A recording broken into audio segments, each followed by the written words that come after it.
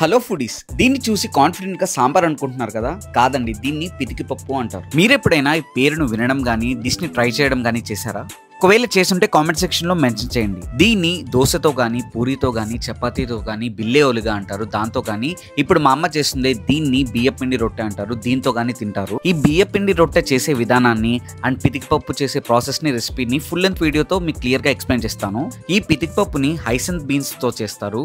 దీన్ని కన్నడలో అవరేకాయ అని, తెలుగులో అనపకాయ అని అంటారు. రాయలసీమ అండ్ కర్ణాటక వాళ్ళకి ఇది బాగా పాపులర్ డిష్. ఇది మీలో ఎంతమందికి ఈ డిష్ గురించి తెలుసో తెలియదో గానీ మా ఇంట్లో అయితే ఇది ఆస్థాన వంటకం. మా ముత్తాతల నుంచి వస్తుంది. మా ఇంట్లో వాళ్ళకి ఎదురుగా కేజీ బంగారం పితికి పప్పు పెడితే పితికి పప్పునే చూస్ చేస్తారు. మా ఇంట్లో వాళ్ళ మొహాలు అయితే వెలిగిపోతాయి ఇది చేస్తున్నప్పుడు, తినేటప్పుడు. అంత టేస్టీగా వండుతారు అనుకోండి. ఇక మా అమ్మ చేస్తే అద్దిరిపోతుంది. ఇది చూడ్డానికి చాలా సింపుల్ గా ఉన్న చాలా time taking process, but taste అయితే అద్దిరిపోతుంది.